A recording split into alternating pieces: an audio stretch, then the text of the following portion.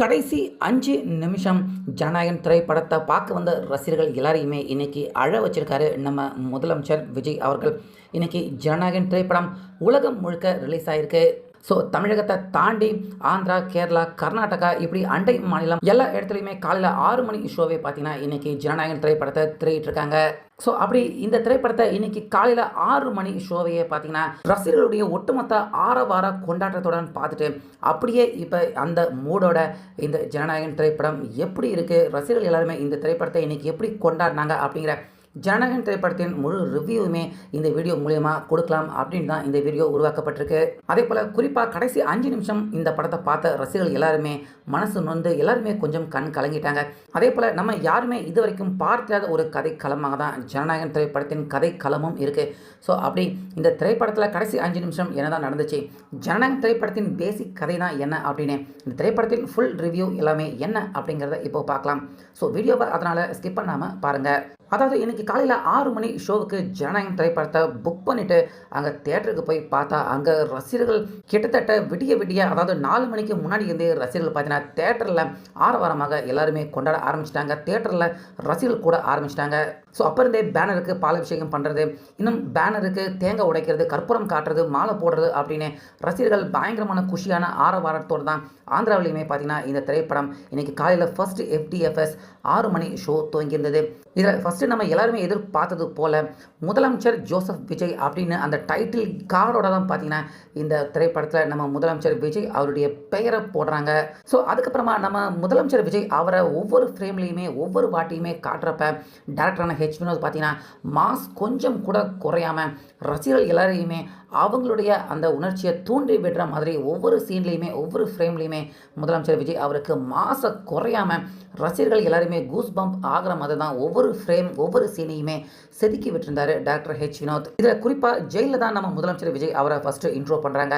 ஜெயிலில் first intro பண்ணுற சீனாக இருக்கட்டும், அதுக்கப்புறமா வில்லன் யார் அப்படின்னு முதல்வர் விஜய் அவர் கண்டுபிடிக்கிற சீனாக இருக்கட்டும், முக்கியமாக அந்த இன்ட்ரோவலுக்கு முன்னாடி வில்லன் யார் அப்படின்னு தெரிஞ்சுக்கிட்டு அவனை அட்டாக் பண்ணுறதுக்காக அந்த ஒரு இடத்துக்கு வர்றப்ப நம்ம முதலமைச்சர் விஜய் அவருக்கு ராவண மவண்டா அப்படின்னு அந்த சாங்கை ஃபர்ஸ்ட் டைம் அந்த பாட்டை ஸ்க்ரீனில் காட்டி அதோட ஒரு செம்மையான ஒரு ஃபைட் என்ட்ரி சீனை அந்த இடத்துல கொடுத்தப்ப உண்மையாகவே தியேட்டரில் ஒரு ரசிகர்கள் கூட பார்த்தீங்கன்னா சீட்டில் உட்காரல, எல்லாருமே பயங்கரமாக ஆரவாரம் பண்ண ஆரம்பிச்சிட்டாங்க. இன்டர்வல் பிளாக்குக்கு முன்னாடி வந்த அந்த ஃபைட்டு ராவண மவண்டா சாங்கு அந்த சீன் உண்மையாக பார்த்தீங்கன்னா ரசிகர்களுக்கு செம்மையான ஒரு என்ஜாய் பண்ணக்கூடிய தருணமாக தான் இருந்துச்சு தியேட்டரில்.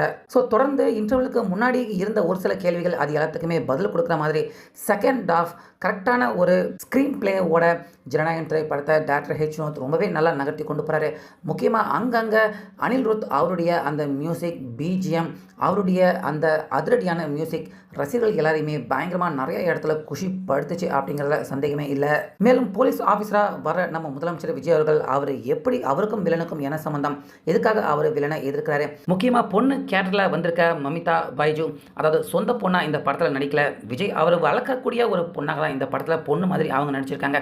அதே போல் தன்னுடைய பொண்ணை எப்படியாவது ஆர்மியில் சேர்க்கணும், அதுக்காக முதல்வர் விஜய் பார்த்தீங்கன்னா ஒவ்வொரு சீன்லேயுமே ஒவ்வொரு ஃப்ரேம்லேயுமே முதல்வர் விஜய் அவர்கள் எந்த அளவுக்கு அவர் கஷ்டப்பட்டாரு அப்படிங்கிறத ஆடியன்ஸ் கூட கனெக்ட் ஆகிற மாதிரி முதல்வர் விஜய் அவர்கள் எல்லா சீனையுமே செம்மையாக பண்ணியிருந்தாரு. குறிப்பாக பார்த்தீங்கன்னா இந்த திரைப்படத்தில் ஃபர்ஸ்ட்டில் இருந்து ஆரம்பத்தில் இருந்து அரசியல் ரெஃபரன்ஸாக நிறைய இடத்துல வச்சுருக்காரு. பிரகாஷ் ராஜ் அவரை அங்கங்கே நிறைய இடத்துல ஸ்டாலின் அவரை குறிப்பிட்ட மாதிரி தான் பிரகாஷ் ராஜ் அவருடைய கேரக்டருமே வடிவமைக்கப்பட்டிருக்கு. அதே போல் நம்ம எம்ஜிஆர் அவர்கள் சாட்டையை கொடுத்து அரசியல்வாதிகள் எல்லாரையுமே அடிக்க சொல்கிற மாதிரி வரக்கூடிய அந்த சீனாக இருக்கட்டும், இன்னும் நிறைய இடத்துல ஃப்ரேமுக்கு ஃப்ரேம் நம்ம முதலமைச்சர் விஜய் அவர்கள் அரசியல் ரெஃபரன்ஸ் எல்லாத்தையுமே பக்காவாக மக்கள் எல்லாருக்குமே கனெக்ட் ஆகிற மாதிரி ஒரு நல்ல ட்ரீட்டாக இந்த படத்தை கொடுத்துருக்காரு. முக்கியமாக இந்த திரைப்படத்தின் கதைக்களம் இதுவரைக்கும் நம்ம பார்க்காத ஒரு கதைக்களமாக தான் இருக்குது. அது என்ன அப்படின்னு பார்த்தீங்கன்னா சிம்பிளாக சொல்லணும் அப்படின்னா நம்ம இந்தியாவில் இருக்கிற ஹிந்து, முஸ்லீம், கிறிஸ்துவர்கள் இவங்க எல்லாருமே ஒற்றுமையாக இருக்காங்க. வில்லன் இவங்க எல்லாருக்கிட்டையுமே ஹிந்து, முஸ்லீம், கிறிஸ்டின், அதுக்கப்புறமா வடக்கர்கள், நார்த் இந்தியன் இப்படி நிறைய வகையில் பிரிஞ்சு கிடக்கு நம்ம இந்தியா.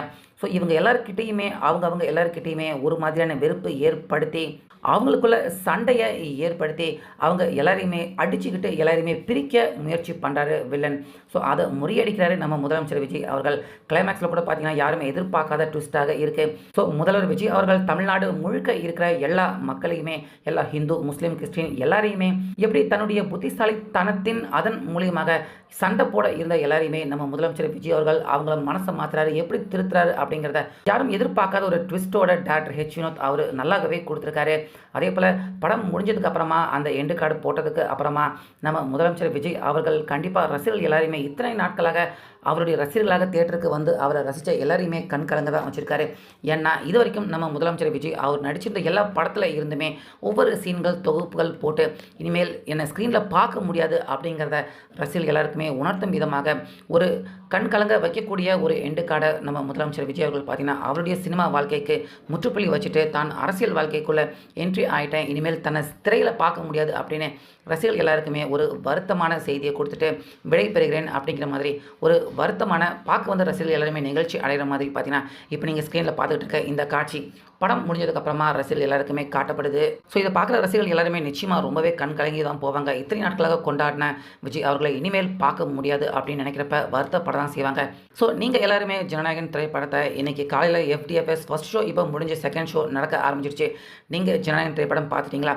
இந்த திரைப்படத்தின் அந்த பேசிக்கான கதைக்களம் எப்படி இருக்குது? ஸோ இந்த திரைப்படத்தை பற்றின உங்களுடைய கருத்துக்கள் என்ன அப்படிங்கிறத கமெண்ட்டில் சொல்லுங்கள்.